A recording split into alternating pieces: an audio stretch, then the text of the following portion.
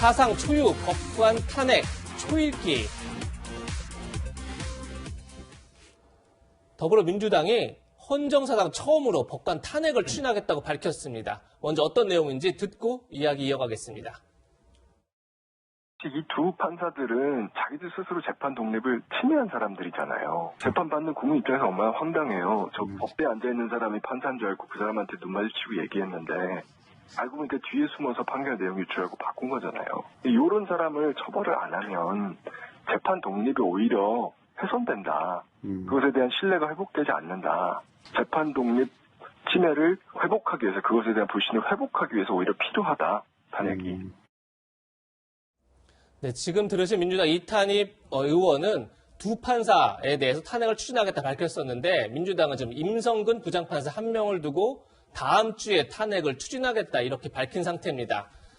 다음 주 초에 탄핵 소추안을 발의해서 본회의에 보고하고 나면 사흘 내에 처리해야 되는데 아마 2월 4일이나 5일쯤 본회의에서 탄핵안을 표결 처리하겠다 지금 이렇게 밝힌 상황인데 최영일 평론가님, 일단 임성근 부장판사에 대한 탄핵을 추진하겠다는 건데 왜 그렇죠. 탄핵을 추진하는 건지 설명을 먼저 해주시죠. 이유를 알아야 되겠죠. 예. 이탄희 이 더불어민주당 의원은 판사 출신이에요. 젊은 판사 출신이고 지금 이제 이 탄핵을 함으로써 징계를 하지 못한 것에 대해서 강한 상징적인 기록을 남겨야 한다 이렇게 주장을 하는 건데 그럼 임성근 부장판사는 무슨 일을 했는가? 예. 사실은 지금 퇴직도 얼마 안 남았습니다. 다음 달 말퇴직인 거죠? 예, 퇴직 예정인데 그 전에 파면을 시키는 것이 옳다라는 주장인 거예요. 자, 과거로 돌아가서 박근혜 대통령 당시에 이 세월호 참사가 있었고 당시에 대통령의 7시간이 굉장히 중요했던 시점이었어요. 논란이 됐었죠. 근데 이제 일본의 이제 좀 우익 성향의 신문이죠. 산케이 신문의 서울지국장 가토 다스야라는 인물이 이때의 이제 정모 씨와의 밀회 등을 언급하면서 이 대통령에 대해서 좀 이제 안 좋은 기사를 일본 신문에 썼습니다. 서울발로 썼죠. 자, 거기에 대해서 이제 당시 청와대가 이거 박근혜 대통령에 대한 명예훼손 아니냐 하고 소송을 제기한 거예요. 그 재판이 이루어지고 있었던 거고 재판부가 따로 있습니다. 그런데 재판부의 내용은 이게 명예훼손이 사실 무죄로 나왔어요. 그런데 이제 판결문을 임성근 당시의 판사가 그 재판부 소속이 아님에도 불구하고 미리 판결문을 보여달라. 그랬더니 명예훼손으로 단정하기가 어렵다. 이렇게 써 있는 거예요. 근데 어차피 무죄는 날 거지만 판결을 바꾼 건 아니에요. 하지만 이 판결문의 문구를 좀 바꿔서 자, 박근혜 대통령에 대한 명예훼손은 맞지만 이게 의도성이 있거나 중대한 피해를 끼쳤다기 보기는 어려우니까 명예훼손은 무죄다. 그런데 이제 명예훼손이 아니라고 보여진다. 명예훼손은 맞다. 이렇게 이제 문구를 바꿔서 지시했다는 거죠. 그러니까 이 재판부의 뒤에서 관계없는 자가 이 부분에 대해서 개입을 했다. 재판의 독립성이 훼손된 거 아니냐. 근데 이거는 위헌적이라는 건 대체로 맞다고 인정을 했는데 당시에 임성근 부장판사가 재판에 회부됐는데 무죄가 났어요. 그 이유는 뭐냐면 직권남용이 적용됐는데 직권이 없는 자이기 때문에 없는 직권을 남용했다고 보기 어렵다. 이런 판결이었거든요. 그래서 어쨌든 이탄희 의원은 이 법적으로 잘못한 게 맞는데 무죄가 나고 이게 그냥 정식적으로 퇴임을 하는 상황을 묵인할 수 없다. 여기에 대해서는 엄정한 징벌을 내려야 한다는 취지로 보여집니다. 네. 초유의 법관 탄핵 사건을 두고 여야의 입장은 엇갈리고 있습니다. 야당의 목소리부터 들어보시겠습니다. 국회의 탄핵 발의와 헌법재판소의 탄핵 결정은 앞으로 당연히 있을 고등법원과 대법원 판결에 영향을 미칠 수도 상충될 수도 있는 것입니다. 법원과 재판의 독립성에 대한 국민적인 우려도 당연히 대두될 수밖에 없습니다. 만일 살풀이식 창피주기라든지 법원의 코드 인사와 판결을 이끌어내기 위한 길들이기 탄핵이라고 밝혀진다고 하면 감당하기 힘든 국민적인 역풍을 감내해야 할 것입니다. 네, 위원님 들어보셨지만 살풀이식 창피주기, 법원 길들이기 탄핵이다라고 비판을 했는데 어떻게 들으셨어요? 사실 전 세계적으로 이렇게 법관 탄핵은 사실 굉장히 유례가 찾기 어렵습니다. 그만큼 재판의 독립을 강조를 하고 있고 우리나라 같은 경우는 대법관 2명이 이제 탄핵 소추를 이제 추진이 됐었는데 다 안 됐어요. 근데 이번에 아마 이제 되게 되면 지금 여당 의석이 워낙 많기 때문에 네. 충분히 될 가능성이 높다라는 점에서 이제 관심을 갖는 건데요. 문제는 뭐냐면 지금 사실은 임 판사에 대한 부장 판사에 대한 탄핵 문제 그동안 이탄희 의원이 사실은 국회 들어오면서부터 판사 출신이잖아요. 뭐 계속 판사 출신들 이걸 추진했습니다. 그러다가 당 지도부가 이거를 받아들이지 않았어요. 왜냐하면 이게 판사를 탄핵한다는 게 굉장히 정책 부담이 크거든요. 그리고 그렇기 때문에 이번 같은 경우도 보면 결국 그 당론으로 추진하지 않고 그냥 이탄희 의원이 추진하는 거를 그냥 우리는 동의한다. 이 정도 수준에서 이제 당론을 정한 겁니다. 네. 그만큼 이 판사 탄핵을 당론으로 밀어붙이기는 어렵다는 거고 그런 측면에서 보자면 지금 한 110명 정도 이제 동의를 받은 걸로 보여지는데 그러면 가능성이 크잖아요. 근데 과연 이게 이제 탄핵까지 할 만큼의 사안인가? 즉 탄핵이라는 게 헌법 위반과 법률 위반으로 이제 탄핵을 하는 것인데 네. 법률적으로는 1심에서 일단 무죄가 됐단 말이에요. 그렇죠. 근데 이제 위헌적이라는 것은 이제 물론 1심 판사의 판결문에 있긴 있습니다. 근데 그만큼 이렇게 사상 초유로 탄핵할 만큼 중대한 사안이냐에 대한 여부 또 이 결정을 내린 그 당일날 오전에 무슨 판결이 있었냐면 열린민주당 최강욱 의원에 대해서 법원이 징역 8개월에 징역 2년을 선고한 판결이 집행유예 있습니다. 2년이요? 예. 집행유예 2년을요. 그리고 그 앞서서 정경심 교수에 대해서 4년 선고를 했죠. 또 윤석열 총장에 대한 직무 집행정지를 또 인용을 했죠. 등등 잇따라서 법원에서 이따 판결이 있다 보니까 이게 뭔가 판사들을 좀 길들이기 위한 그런 하나의 신호탄이 아니냐. 이게 바로 야당의 시각인 것 같습니다. 네. 네. 그런데 정작 법조계에서는 탄핵안이 국회 문턱을 넘더라도 임성근 판사가 임기가 다음 달 말이기 때문에 결국 각하될 것이다. 이런 전망이 나오고 있습니다. 김광산 변호사님. 그러니까 지금 어쨌든 다음 주에 국회에서 임성근 부장판사에 대한 탄핵 소추안을 가결하더라도 그것이 헌법재판소로 가게 되고 그렇게 되면 한 달 내에 심판이 나오기 힘들잖아요. 결과가 나오기. 그렇게 되면 결국은 퇴직을 할 테고 근데 퇴직자에 대해서 파면을 결정하는 의미가 없다. 그래서 각하될 것이다. 이런 전망이 나오는데 어떻게 보십니까, 변호사님? 탄핵 소추안 자체는 이제 민주당이 이제 과반수가 넘잖아요. 그래서 가결될 가능성이 크다고 봐요. 그러면 결과적으로 보면 이제 헌법재판소에서 헌법재판소에 탄핵 심판 청구하고 헌법재판소에서 결정을 해야 하는데 일반적으로 헌법재판소에서 결정하는데 시간이 굉장히 많이 걸리거든요. 예. 그 부분이 뭐 수년 걸리는 경우가 많이 있어요. 그런데 지금 임 부장 판사가 원래 이제 판사는 10년마다 한 번씩 재임명 신청을 합니다. 예. 근데 이번에 재임명 신청을 안 했기 때문에 다음 달 28일 날로 퇴직을 하게 돼요.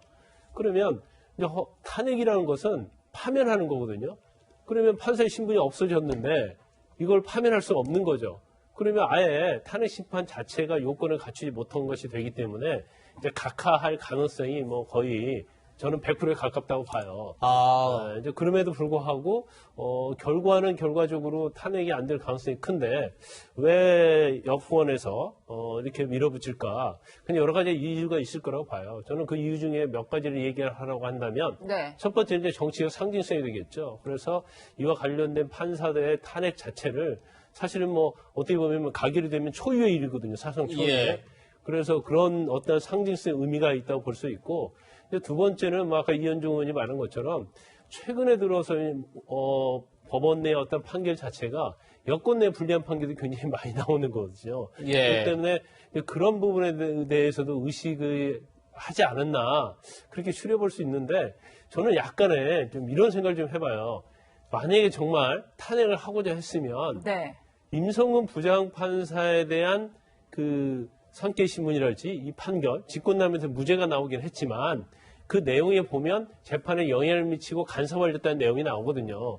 이건 정말 뭐 형사 수석부장판사로서 해서는 안 될 일이에요. 예. 그건 제가 볼 때는 법률과 양심이랄지 법에 위반되는 행위라고 봅니다. 이게 처벌이 되든 안 되든. 네. 그러면 1심 판결에 나오고 바로 탄핵 절차를 진행을 해야 하는데 왜 지금 항소심에서 계속 진행 중이고 시간이 이렇게 많이 흐른 다음에 이제 와서 왜 탄핵을 운운하냐 이거죠. 예. 그럼 그거에 대해서는 사실 야당의 입장을 할지 제3자의 시각에서 보면 상당히 이것은 뭔가 정치의 목적이 있지 않느냐 그런 생각을 할 가능성이 상당히 많다는 거죠. 네, 평론가님 이런 가운데 임성근 부장판사 변호인 측도 이제 입장문을 네네네. 냈는데 저희가 그래픽으로 좀 준비를 했어요. 일단 요진 이거예요. 1심에서 일단 무죄가 났고 또 탄핵제도의 목적에 반할 뿐더러 실익도 없다. 이런 취지 주장하고 있는데 네. 어떻게 보셨어요? 자, 판결문의 이제 해석 문제입니다. 아까 위헌적 행위를 했다. 이건 이제 인정했다는 거예요. 법원이 이 판결문에도 들어있고. 그런데 그게 무죄의 이 주요한 문제가 아니라 그 내용을 잘 보면은 오히려 그 판결문을 바꾸도록 한 건 맞는데 이게 강력한 압력이나 지시가 아니라 조언 혹은 제안 이러한 것을 이제 판사가 동료 판사로서 받아들인 것이다. 그러니까 이게 뭔가 어떤 직권남용에 무리한 압력을 권위를 행사한 것은 아니다라고 해석해야지 옳다고 보는 거예요. 네. 그런데 여기 저는 실효성이 없다는 건 본인이 할 말은 아닌 것 같아요. 예, 내가 당사자가. 6월 말에 잘못은 했는데 2월 말에 나 퇴직하니까 지금 이런 절차 해봐야 실효성이 없소는 아니고 그러면 이제 이탄희 의원은 왜 이걸 판사 출신으로서 주장하느냐. 네. 사법농단이 당시엔 굉장히 큰 사건이었는데 이 줄무죄가 나오고 있어요. 사실은 이제 항소심도 가고 있습니다만. 근데 여기에 대해서 뭔가 상징적인 엄벌을 해야만 하는 것 아니냐.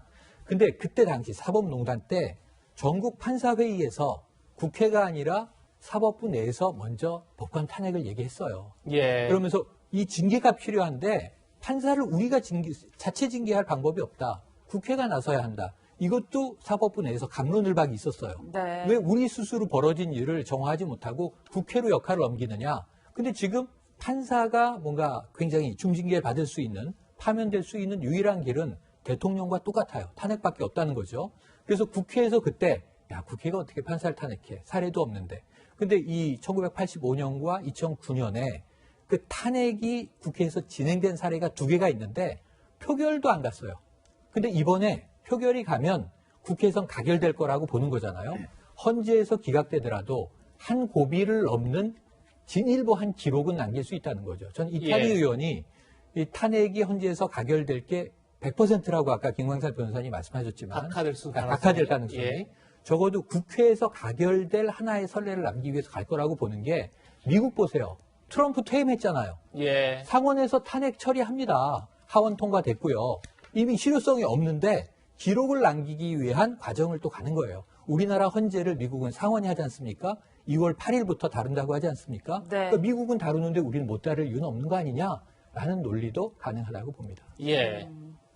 실효성이 없더라도 필요하다. 지금 이런 주장을 하신 건데 네. 다만 일각에서는 근데 왜 지금일까? 이런 의문점은 분명히 드는 것 같습니다.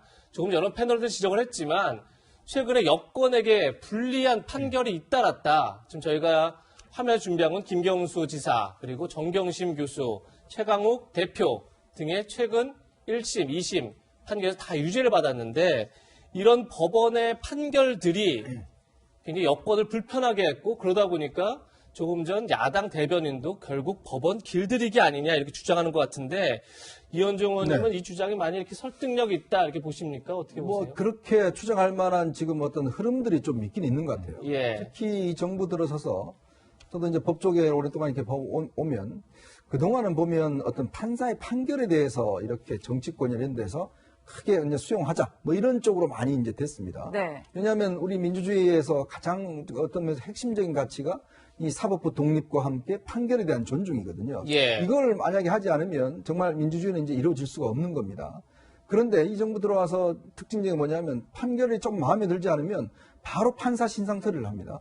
그리고 또 판사에 대한 공격을 해요. 이제 그러면서 또 판사에 대한 탄핵을 하자고 이야기를 합니다. 지금 김경수 지사도 마찬가지죠. 뭐 정경심, 최강욱 이런 분들 마찬가지죠. 다 그렇다 보니까 자칫 이제 여권 내 여권 지도층 내부에서는 이건 이제 앞으로 있을 여러 가지 지금 울산 사건이라든지 또 월성원전이라든지 정권에 불리한 사건들이 있잖아요.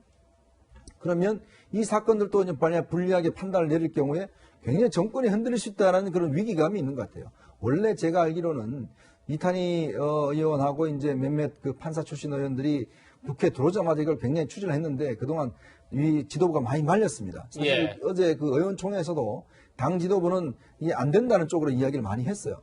근데 워낙 뭐 이 초선 의원들이 강력하게 이야기를 하다 보니 이 자칫하면 예전에 열린민주당 시절에 108번 내려가는 게 아니냐 뭐 이런 이야기도 있는데 왜냐하면 판사 탄핵은 정치적으로 굉장히 부담이 큽니다. 그리고 지금 곧 그 서울시장 보궐선거가 있잖아요. 예. 근데 이게 어떻게 비춰질까라는 거예요. 정말 이 임 부장 판사가 정말 나쁜 사람이고 정말 이게 명백하게 헌법 위반 행위를 했다라면 또 모르겠지만 여러 가지 지금 다툼의 여지가 있는 거 아니겠습니까?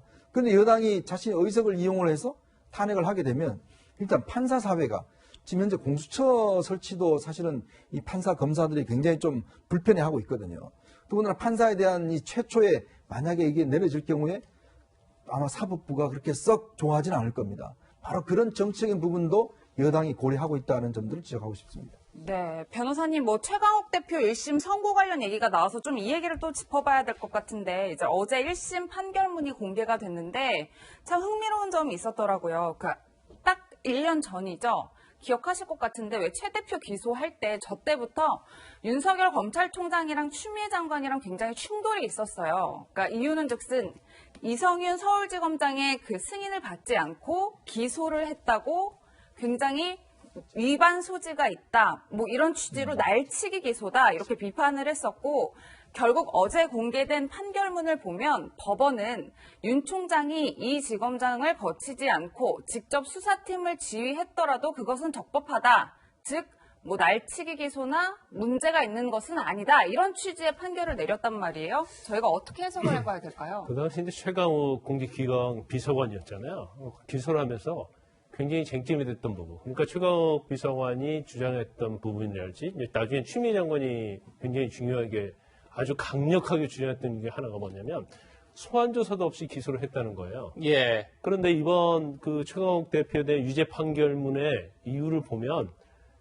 소환을 3번이나 했다는 거거든요. 그렇죠. 근데 소환조사에 응하지 않았다는 거예요. 그러니까 최강욱 대표의 그 당시에 그런 주장이 사실은 말이 되지 않는다. 그렇게 볼 수밖에 없고. 두 번째 이제 날치기 기소에 대한 부적법성. 그러니까 서울중앙지검장이 계속적으로 결재를 안 했는데 서울중앙지검장을 건너뛰고 3차장 검사를 통해서 기소한 것은 검사장의 어떤 기소의 어떤 절차에서 유법이다. 이걸 계속 주장했는데 네. 법원에서는 그렇지 않다. 설사 지검장의 결재를 반드시 거쳐야 하는 게 아니다라는 거예요. 또 검사의 어떤 동일체 그런 원리에 비하면 그래서 결과적으로 날치기 기소가 아니고 적법한 기소라고 판단을 해줬는데 우리가 그 당시에 굉장히 많이 언론에 나왔던 것 중에 하나가 이성윤 지검장이 최강욱 대표에 대한 기소를 거부했다 이런 내용이 나왔었어요. 그래서 저는 이게 언론에서 보고 사실일까 약간 의구심이 있었는데 이번 판결문에 보면 너무나 이게 자세하게 적시되어 있더라고요. 그 내용에 보면 최강욱 대표에게 3번이나 소환 조사했는데 불응을 했다는 거예요. 그러니까 조사할 필요 없이 이 정도면 기소가 가능하다고 중앙지검장한테 올렸는데 중앙지검장이 이걸 거부했다는 거예요. 그러니까 소환 조사를 해서 기소 여부를 결정하자. 물론 그럴 수도 있어요. 그런데 3번 소환을 했는데 출석요구서 보냈는데 안 부른 사람을 또 소환한다는 것은 사실 명분이 없는 거거든요. 그러니까 윤석열 총장이 아니 그러지 말고 소환조사 없이 기소해라라는 걸 3번이나 이렇게 지시를 했는데 이걸 따르지 않았다는 거고 또 밑에 있는 검사들이 아니 소환조사는 의미가 없습니다. 이 정도면 기소할 수 있습니다라고 의견을 올렸음에도 불구하고 이걸 무시했다는 거 아닙니까? 그래서 결과적으로 윤석열 총장이 그러면 지검장이 결재 받지 말고 3차장 검사를 통해서 기소해라. 이렇게 지시를 했다는 거죠. 네. 그래서 이 내용이 너무나 이렇게 자세하게 판결문에 나와 있는 거예요. 예. 만약에 이 내용이 안 나와 있다고 하면 아마 이런 내용들이 다 묻혔을 거고 경우에 따라서는 어느 한쪽의 사실과 다른 주장에 대해서 우리가 잘못 알고 있을 수도 있다는 거죠. 그래서 이번 판결문은 그 당시 상황을 굉장히 자세히 정리해줬고 결론적으로 말하면 최강욱 대표에 대한 기소는 적법했다. 이렇게 법원에서 판단한 거죠. 네. 예. 최강욱 의원 판결이 나와서 한 가지 더 짚어보고 가겠습니다. 조국 전 법무부 장관 딸 조민 씨가 국립중앙의료원 인턴에 지원했다가 탈락했죠. 그런데 이번 탈락 이후에도 여러 차례 또 지원을 할 수 있다 이런 얘기가 나오고 있습니다. 그러다 보니까 의료계에서는 이런 주장이 나옵니다. 유태욱 대한가정의학과 의사회장은 조민 씨죠. 위법행위가 대법원의 최종 판결로 확인될 때까지 의사면허를 정지시켜야 한다. 그리고 대한개원의협의회도 대법원 확정 판결 남았지만 의사 자격에 대한 문제 제기는 당연하다. 이런 주장이 나오고 있는데 최영일 평론가님. 네네. 여기 지금 인터넷 이번에 안 됐지만 앞으로 또 인터넷 네네. 지원할 수 있는 기회가 여러 차례 있잖아요. 계속 시도하겠죠. 그러다 보면 네. 결국 이제 의사가 되는 건데 네. 과연 나중에 부산 의전원이 취소되면 이제 의사 자격이 박탈되겠죠. 그러니까 지금 핵심 이게 논란이 큰 것 같아요. 예. 핵심 키는 부산대 의전원이 가지고 있는 겁니다. 지금 왜냐하면 이제 지난해 말에 정경심 교수의 징역 4년의 핵심 내용이 입시 비리가 다 인정됐고 7대 스펙은 모두 허위였다. 법원은 이렇게 이제 1심에서 판단을 한 거고요. 그런데 지금 이번에 또 보니까 국시는 통과를 한 거예요. 그럼 의사면을 딴 거죠. 네. 근데 이제 진짜 의사가 되기 위해서, 전문의가 되기 위해서는 인턴을 거쳐야 되고, 레지던트를 거쳐야 되고, 자기 분야에서 계속 의사 경력을 쌓아나가야 됩니다. 이게 뭐 자동차 면허처럼 장롱 면허가 아니잖아요. 예. 현업에서 일을 해야 되는 거잖아요.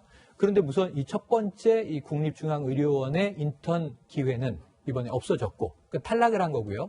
16명이 응시해서 9명을 뽑았으니까 경쟁률이 2대1이 조금 안 돼요. 그런데 이제 탈락을 한 거예요. 계속 인턴 응시를 어디선가 할 거라고 보여지는데 문제는 부산대 의전원이 1심으로는 우리 판단 안 하겠다. 최종 대법원 확정 판결을 보고 이 입학 취소 여부를 결정할 것이다. 근데 만약 대법까지도 정 교수의 유죄가 유지된다면 예. 그때 돼서 이제 의사 면허는 사라지게 되겠죠. 왜냐하면 입학이 취소되면 졸업이 무의미하고 졸업이 안 됐다면 국시 합격한 게 의미가 없어지고 예. 의사 면허는 소실되는 겁니다. 그래서 결국은 이 부산대 의전원이 키를 쥐고 있다. 이렇게 봐야 될 것 같습니다. 네. 예. 다음 주에 헌정사상 처음으로 법관 탄핵 소추안이 가결될지 한번 같이 지켜보시죠.